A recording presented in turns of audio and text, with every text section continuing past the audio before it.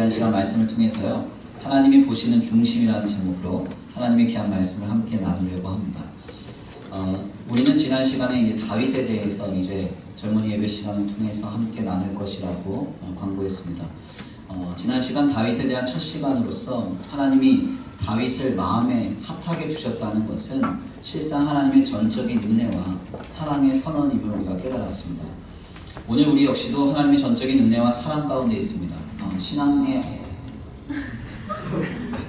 왜 이러죠? 네. 은혜가 임합니다. 신앙에 있어서 가장 중요한 것은요, 신앙의 기초입니다. 신앙의 첫 단추. 하나님께서 나를 전적인 은혜와 사랑으로 택정하시고 구원하신 그 은혜와 사랑에 대한 감격과 경탄이 없이는 바르고 건전한 신앙생활을 영위하기 어렵습니다. 우리 찬양단이 찬송할 때 마지막 찬양으로 나는 지극히 작은 자 죄인 중에 계수, 이 찬송 불렀잖아요. 제가 앞에서 찬양 부르면서 그런 생각했어요. 니들이 이 가사가 뭔지 알아? 이 가사가 진짜 와닿아요. 하나님이 택할 수 없는 사람은 택하셨다. 구원받을 수 없는 사람은 구원하셨다. 사용할 수 없는 사람을 사용하신다. 이런 은혜와 감격이 우리에게 있어야 사실 건전한 신앙생활이 영위되는 것입니다. 하나님이 다윗을 택하셨습니다. 하나님은 다윗을 마음에 합한 자로 두셨고, 하나님이 보시기에 그렇게 합했던 이 다윗조차 그가 살인죄와 간통죄라는 중범죄를 저질렀을 때 그가 어떠한 상태였는가, 시편 51편 말씀을 보면 그가 이렇게 고백하죠. 우슬초로 나를 정결케 하사 구원의 감격을 회복시켜 주옵소서, 구원의 즐거움을 회복시켜 주옵소서, 이렇게 고백합니다. 그러니까 다윗이 범죄하던 때에는 하나님께서 자신을 택정하셔서 왕으로 세우시고 지켜 보호하시며 구원하심에 대한 감격과 은혜가 없었다는 것입니다. 즉 우리의 신앙생활이 바르고 건전하게 영위되기 위해서는 하나님이 나를 구원하셨다는 사실만으로 감사하고 감격하는 그 놀라운 은혜의 회복이 있어야 된다는 거예요. 우리를 다만 택정하신 그 전폭적인 사랑에 대한 경탄을 회복해야 됩니다. 그 놀라운 은혜를 회복하고 그 감동이 내 안에 충만케 될 때 우리가 신앙을 바르고 건전하게 세워갈 수 있는 것입니다. 오늘 나오신 우리 모든 성도님들, 저를 포함해서 하나님 나라에 가는 그날까지 구원의 즐거움을 잃지 않는, 늘 주님의 구원 가운데 감사하고 경탄하는 저와 우리 성도들 모두가 되시기를 간절히 축원합니다. 오늘은 다윗에 대한 두 번째 시간으로 하나님께서 처음 다윗을 기름 부어 세운 장면을 함께 나누려고 합니다. 특별히 본문 말씀에서 우리가 보는 중요한 포인트는 하나님께서 사무엘에게 권면하시는 장면입니다. 사무엘은 이새의 집에 방문하여서 제사를 지내며 왕이 될 자에게 기름을 붓는 이 역사를 감당하려고 할 때에 이새의 첫 아들 엘리압을 보고 바로 기름을 부으려고 했습니다. 사무엘이 엘리압을 보고 이렇게 말해요. 여호와가 기름 부으실 만한 자가 내 앞에 있도다, 이렇게 말합니다. 그러니까 사무엘이 보기에, 선지자가 보기에도 엘리압이라고 하는 이새의 첫 아들은 충분히 기름 부음을 받을 만했다는 것입니다. 그런데 바로 그때 하나님이 그를 책망하세요. 뭐라고 책망하십니까? 오늘 본문 말씀 7절인데요. 우리 함께 다 같이 봉독해 올립니다. 우리 본문 말씀 7절입니다. 시작. 사무엘에게 이르시되 그의 기름과 기름을 제거하라. 내가 이미 그를 버렸노라. 내가 보는 것은 사람과 같지 아니하니 사람은 외모를 보거니와 나 여호와는 중심을 보느라 하시더라. 아멘. 저는 7절 말씀을 보면서 참 위로를 많이 받았습니다. 외모와 신장을 보시라고. 이렇게 은혜로운 말씀이 따로 없어요. 키가 작다고 하나님이 사용 못하실 일이 없다. 아멘이 없는 거 보니까 마음이 많이 어렵네요. 여기서 중요한 점은 뭔가 하냐면요, 용모와 신장이라는 것이 고대 사회에서 참으로 중요한 남성의 리더십의 기준이었다는 겁니다. 고대 사회는요, 수렵과 농업 그리고 목축이 병행되는 사회 구조입니다. 그리고 전쟁과 싸움이 잦습니다. 결국 이러한 사회 구조상 남성의 리더십은 피지컬에서 나옵니다. 제가 고대에 태어났으면 정말 쓸모없는 인간.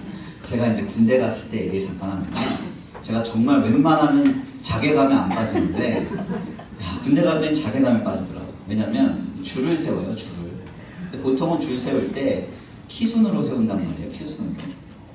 근데 군대는요 강해 보여야 되기 때문에 키 역순으로 세웁니다. 네, 그래서 제일 큰 사람이 앞에 서고 점점 작아집니다. 65명이 한 이제 그 군대인데요. 65명인데 제가 55번째인가 그랬어요. 앞에서 뭐 말을 하고 뭘 지르는데 하나도 안 보여요. 애들이 등치가 크니까.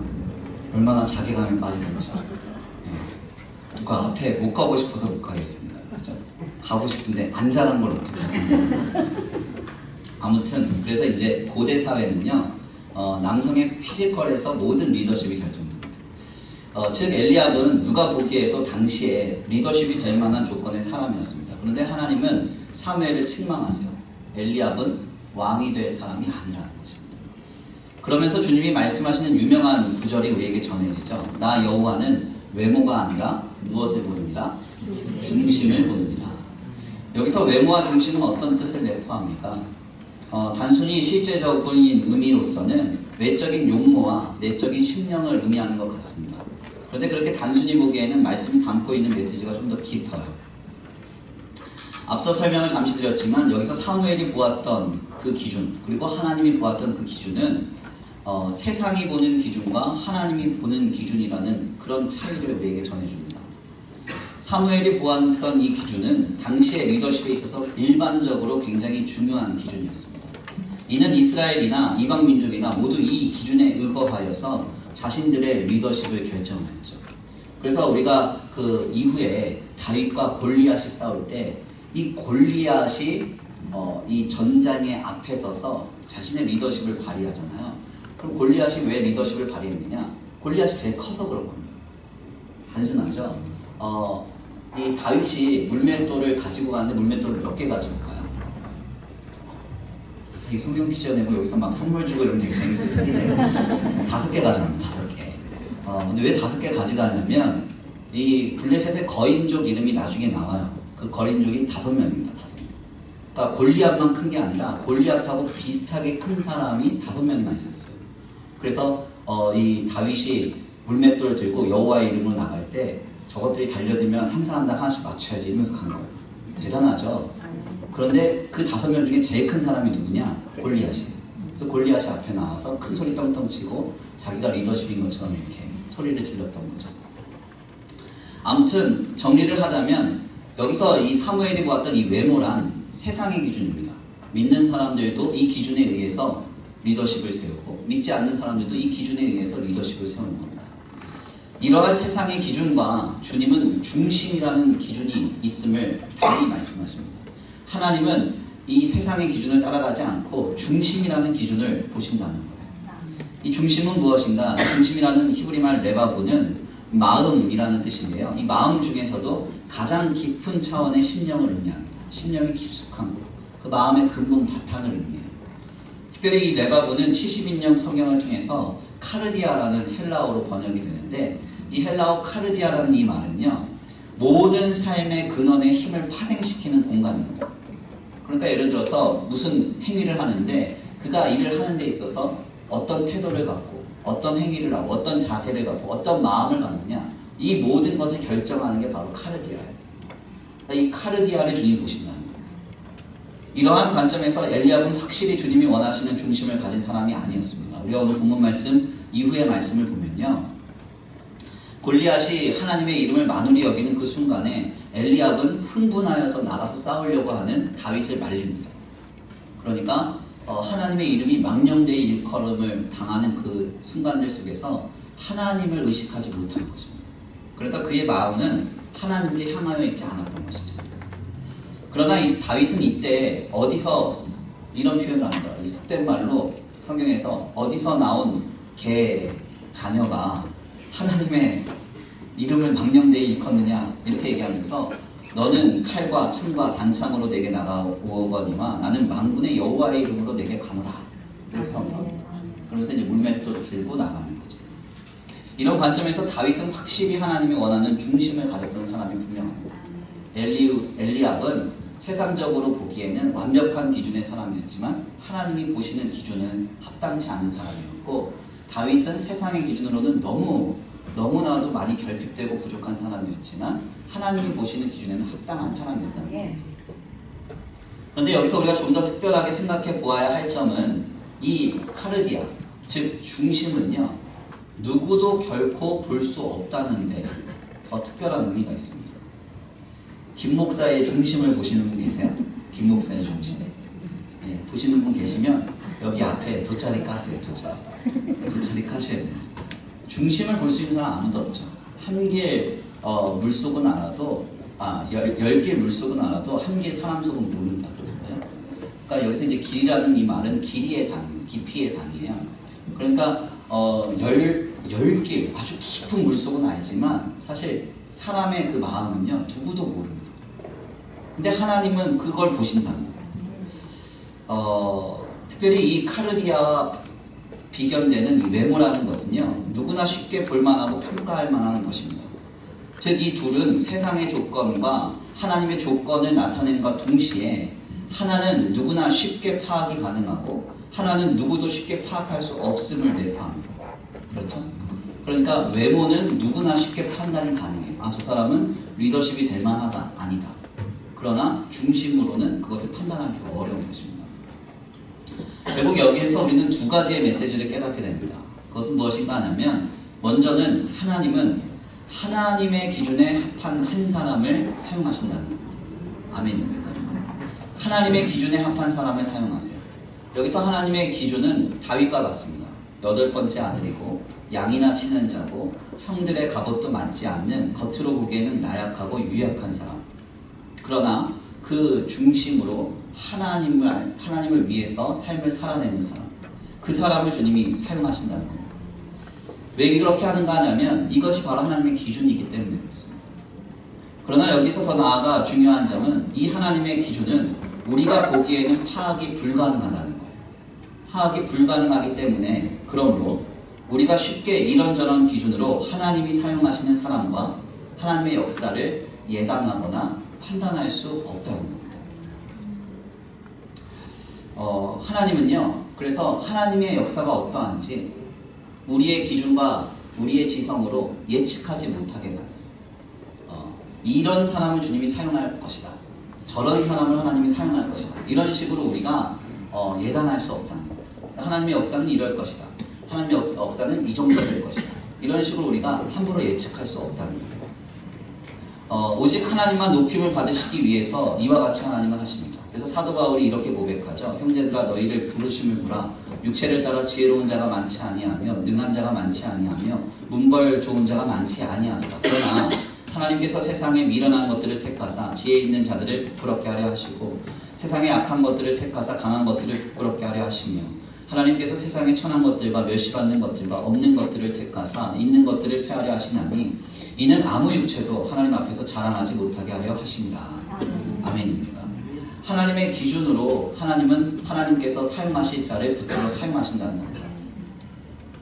그렇다면 하나님은 하나님의 기준에 합한 사람을 사용하시고 이 기준이 우리에게 쉽게 판단되지 않는다는 것은 우리에게 어떤 도전을 줄까요?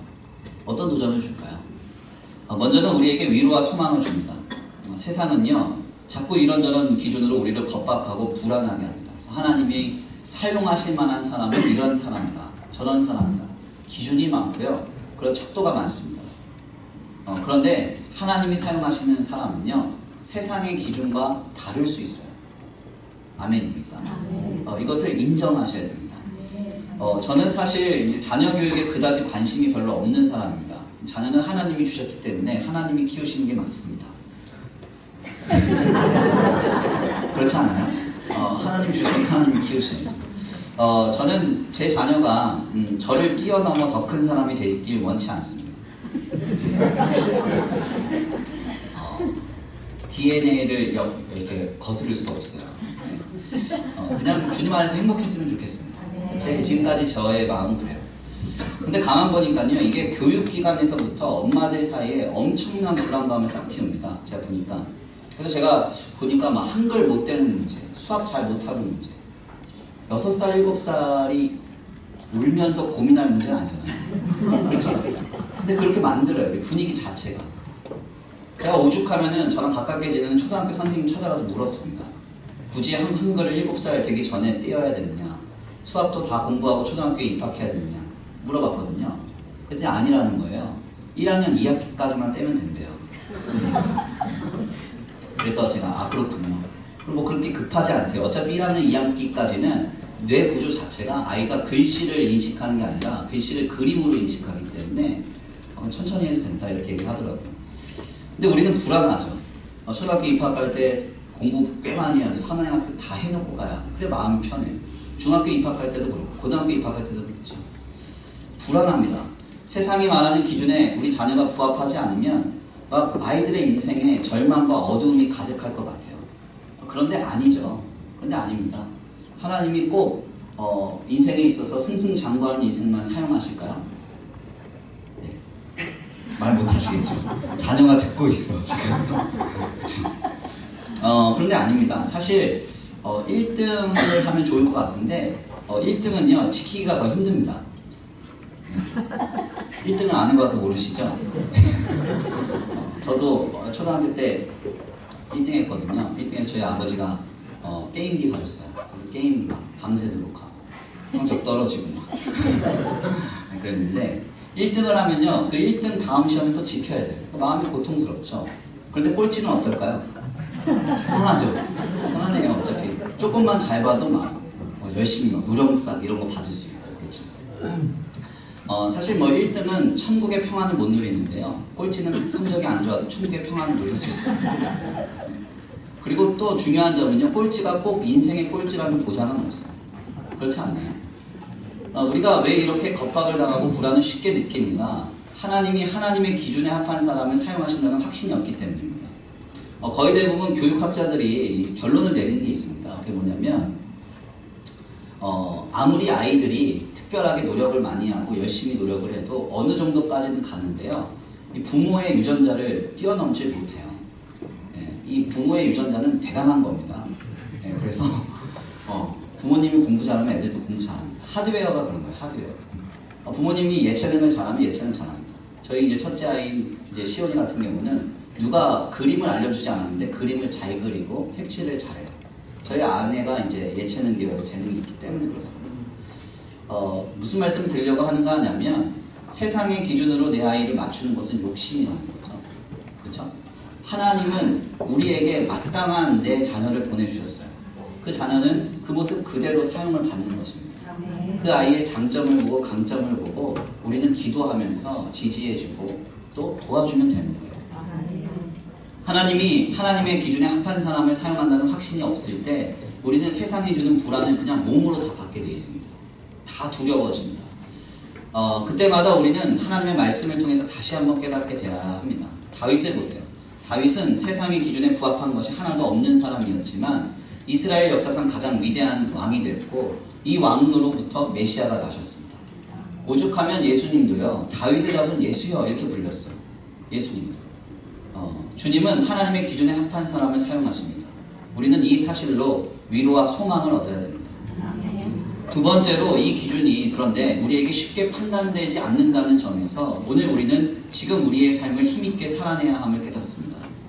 사무엘이 이새의 집에 방문해서 기름을 붓겠다고 선언한 순간 다윗은 아버지의 양을 치고 있었습니다. 그렇죠? 허드렛 일을 하고 있었던 겁니다. 그런데 놀랍게도 다윗은 사무엘이 자신을 기름 붓고 난 뒤에 그 다음 무슨 일을 했을까요? 또다시 아버지의 양을 치러 나갔습니다. 기름을 붓고 난 뒤에 다윗은 왕처럼 행세하지 않았어요. 나 왕 됐다. 나 다 이뤘어. 나 이제는 아무도 건들지 마. 이런 식으로 행동하지 않고요.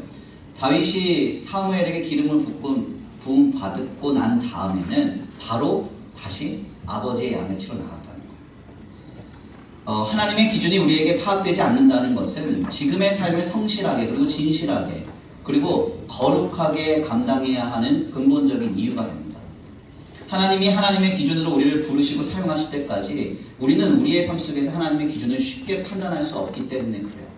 아멘입니까? 저는 강단에서 자주 그런 말씀을 합니다. 그리고 사역자회의 때에도 계속 강조합니다. 지금 내가 감당하는 작은 신실함, 거룩함, 그리고 진실함이 어떠한 나비 효과로 하나님이 결실하실지 모른다는 거예요. 아멘입니까? 저희 교회는요 좀 특이한 교회입니다. 저희 교회는 장로교회잖아요. 그러면 장로교회 교인만 있어야 돼요. 수평이동이 한 80% 정도인데 저희 교회는 성공회 교인도 있고요. 루터거 교인도 있고요. 그리고 침례교 교인도 있습니다. 그리고 은혜와 진리교회 교인도 있고요. 초교파로 모여 있습니다. 장로교에서도 뭐 합동, 통합 다 있어요. 교단이 너무 많아요. 이게 어떻게 된 일인가? 가만 보면 누군가가 행한 작은 성실함, 진실함, 그리고 신실함, 그것이 결실해서 하나님이 주의 교회를 이루고 가시는 것이죠. 제가 언젠가 한번 말씀드렸지만 저는 제가 받은 전화 한 통의 친절이 오늘과 같이 많은 성도들이 우리 교회로 인도하게 되는 역사를 이룰 줄 몰랐습니다. 그리고 그 작은 전화 한 통을 통해서 수많은 은사님들을 만나게 됐어요. 어떤 작은 만남과 작은 섬김이 우리 교회의 부흥과 발전으로 이루어졌고, 하물며 매일 하나 답장을 성실하게 보내는 것으로 하나님이 성도를 보내주시기도 하고 역사해 주시기도 했습니다. 하나님의 기준이 어떻게 판단되는가? 중심입니다. 근데 그 중심은 파악이 되지 않습니다. 그렇기 때문에 우리는 지금 오늘을 하나님이 보시는 그 중심으로 살아내야 하는 것입니다.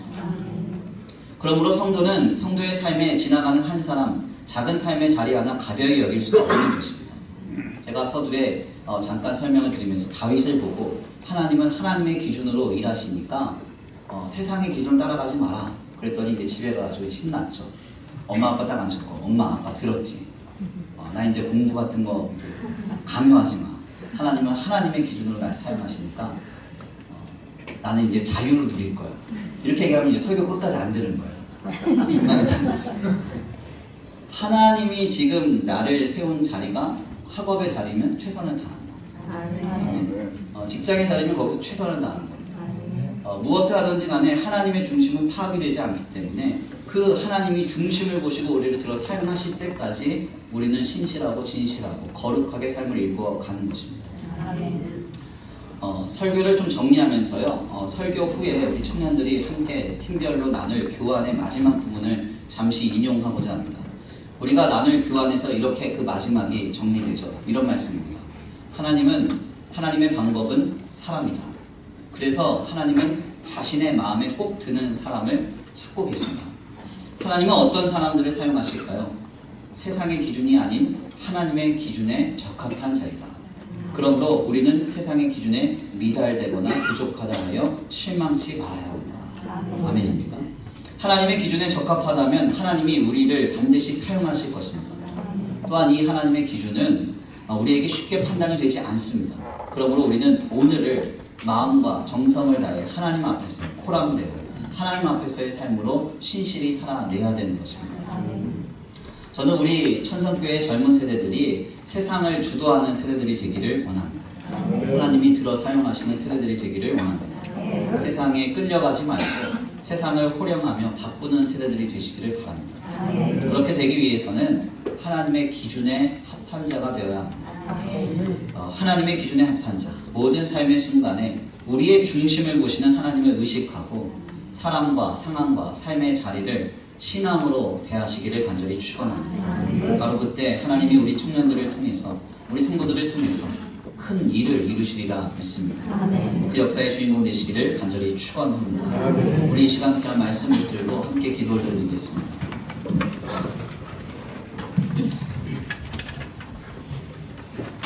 이 시간 찬양으로 결단하시겠는데요, 하나님께서 우리의 삶으로 일하실 역사를 기대합니다. 하나님의 기준에 합한 자로서 오늘을 힘있게 살아내게 하여 주시옵소서. 간구하고 소원하시면서 주여 한번 부르시고 통성으로 기도를 드립니다. 찬양으로 결단합니다.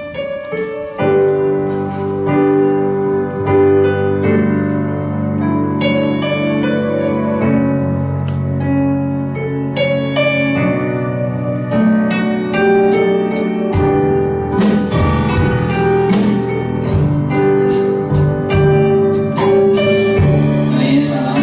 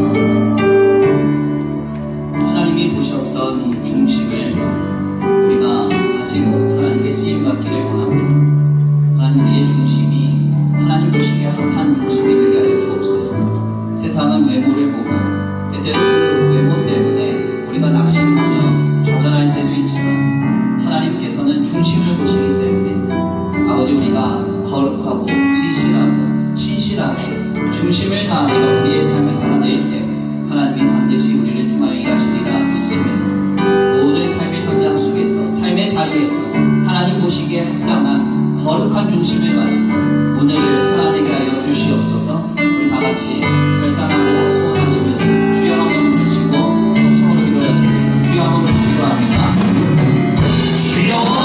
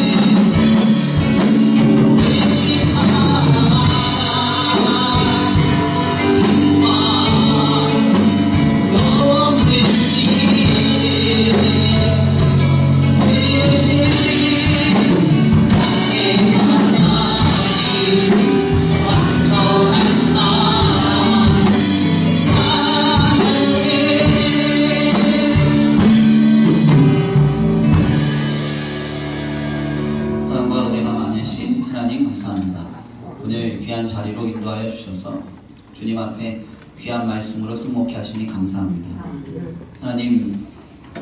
하나님께서는 다윗의 중심을 보시고 사무엘을 통하여 그에게 기름 부으셨습니다. 또한 이 기름 부음 받은 다윗은 하나님 앞에 기름 부음 받고 나서 또다시 아버지의 양을 치는 자리로 되돌아갔습니다. 하나님, 우리가 이러한 성경의 지문 속에서 분명하게 깨닫는 것은 하나님이 들어 사용하시는 그 사람의 기준은 세상과 다르며 그 기준은 우리의 감각으로 쉬이 판단되지 않음을 깨닫습니다. 하나님께서 하나님의 기준으로 보시는 그 중심이 우리에게 아버지 합당하게 감당될 수 있도록 주님 은혜와 사랑으로 우리에게 공급하여 주시옵시고 주님 안에서 바르고 건전한 중심으로 우리의 삶을 아름답게 영위할 때 하나님이 들어 사용하시는 역사를 경험하게 되도록 주님 붙들어 주시옵소서. 주님이 우리를 하나님의 기준에 합하여 사용하시기까지 우리의 삶의 자리에서 우리는 하나님 보시기에 아름다운 중심으로 우리 삶을 살아내기를 원합니다. 늘 진실하게 하시고 신실하게 하시고 거룩하게 하여 주셔서 모든 삶의 현장 속에서 하나님이 기뻐하시고 받으실 만한 거룩한 중심으로 우리의 삶을 살아낼 때에 하나님의 나라가 우리의 삶의 자리 위에 임하여지는 역사가 있게 하여 주시옵소서. 특별히 우리 귀한 젊은 세대들에게 하나님 위로와 소망을 주셔서 늘 세상의 이러저러한 기준 속에서 겁박당하거나 불안해하거나 두려워하지 않게 하시고 하나님이 합하게 여기시면 얼마든지 주님이 들어 사용하심을 믿고 바라게 하시고 주님을 온전히 신앙함으로 모든 것을 넉넉히 이기며 강하고 담대하게 삶을 세워나갈 수 있도록 역사하여 주시옵소서. 귀한 예배 가운데 예배 올려드리고 돌아가는 발걸음 안전히 거하게 하시고 하나님 앞에 아버지 한 주간의 삶도 지키시며 보호하여 주시옵시되 하나님 보시기에 아름다운 삶의 자리를 감당하며 하나님 보시기에 아름다운 중심으로 한 주간의 삶을 영위할 수 있도록 복내려 주시옵소서. 특별히 기도하옵기는 오늘도 드려진 손길 위에 복에 복을 더하여 주시옵시고 하나님께서 함께하여 주셔서 이들의 가정과 생업 위에 하늘의 신령한 복과 땅의 기름진 복으로 덧입혀 주시옵소서. 도우실 줄 믿고 감사함을 올려드리오며 사랑과 은혜가 많으신 우리 주 예수 그리스도의 이름으로 감사하며 기도 올려드립니다.